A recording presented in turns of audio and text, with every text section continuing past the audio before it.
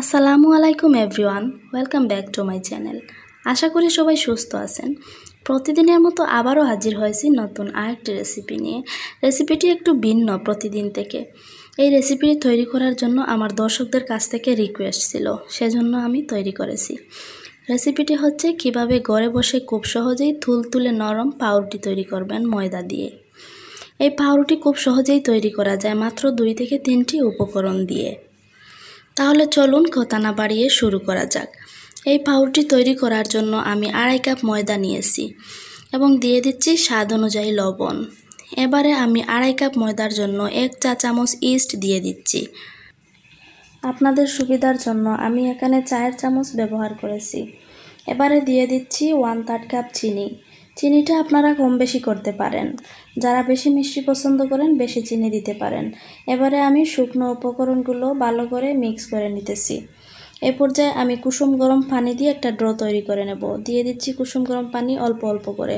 পানিটা অবশ্যই কুসুম গরম করে নিতে হবে, যাতে একটা আঙ্গুল ভিজিয়ে রাখলে সহ্য করা যায়। তো এবারে আমি ড্রো তৈরি করে নিতেছি, আপনারা দেখতেই পাচ্ছেন।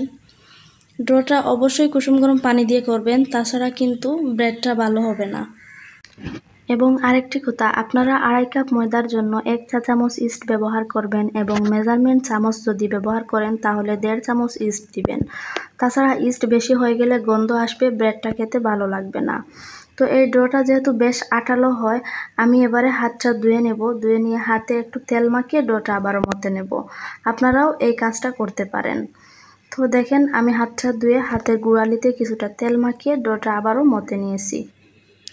তো এবারে আমার ড্রোটা রেডি হয়ে গেছে। দেখেন, বেশ নরম এবং পারফেক্ট একটা ড্রো হয়েছে ব্রেড তৈরির জন্য। এবারে ডোটাকে আমি একটা বাটির মধ্যে রেখে উপর থেকে তেল লাগিয়ে নেব, যেন ডোটা ড্রাই না হয়, এবং 2.5 ঘন্টার জন্য রেস্টে রেখে দেব। তো হাতের মধ্যে আমি তেল লাগিয়ে উপর থেকে ম্যাসেজ করে নিতেছি। আপনারা চাইলে ব্রাশ দিয়েও করতে পারেন, হাত দিয়েও তেলটা লাগিয়ে নিতে পারেন।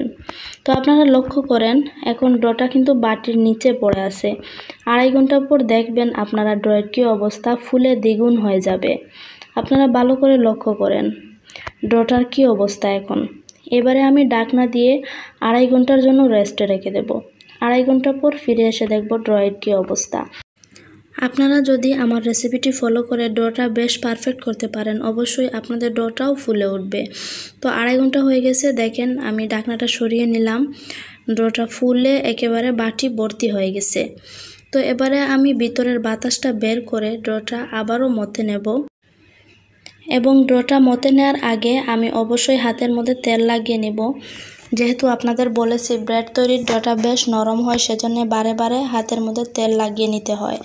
তো এবারে আমি ডোটা প্লেটের মধ্যে নিয়ে নিতেছি। প্লেটের মধ্যে নিলে ডোটা মতে নিতে সুবিধা হবে। তো এবারে নেওয়া হয়ে গেছে।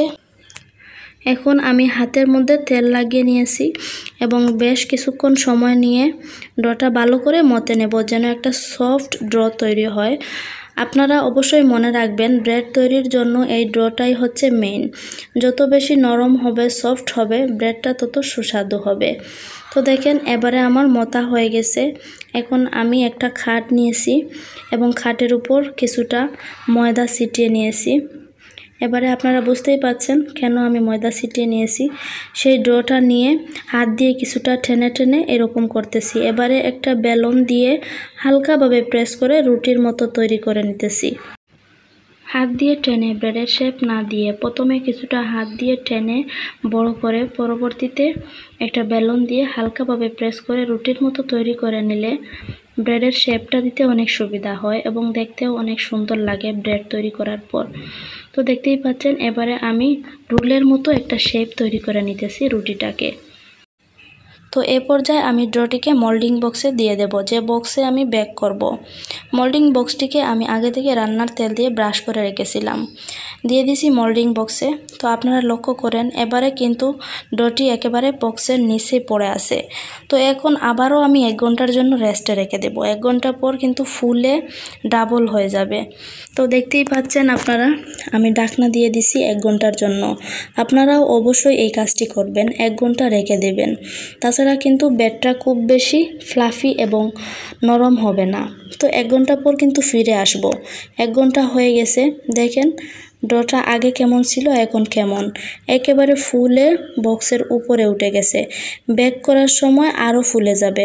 এবারে আমি নর্মাল টেম্পারেচারে রাখা কিছুটা পানি উপর থেকে ব্রাশ করে দিতেছি।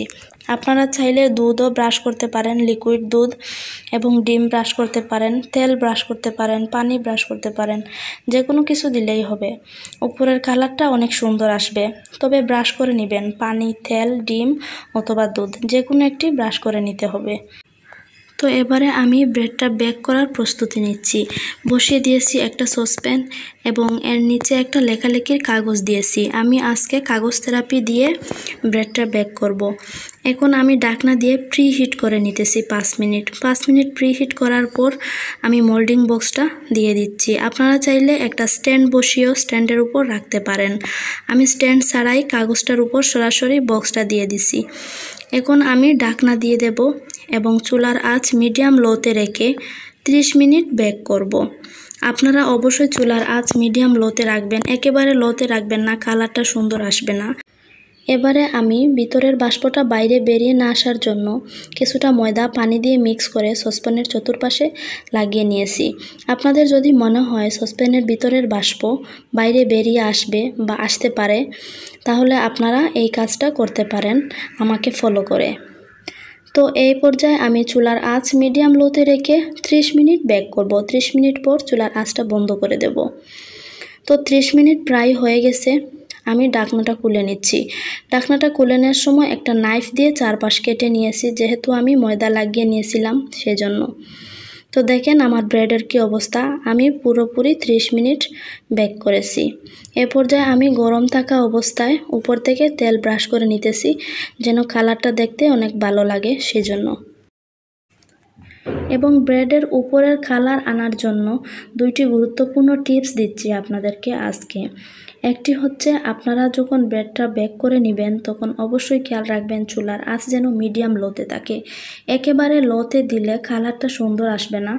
কেক বেক করার সময় আমরা চুলার আঁচ যেভাবে লোতে রাখি, এইভাবে রাখলে কিন্তু কালারটা সুন্দর আসবে না।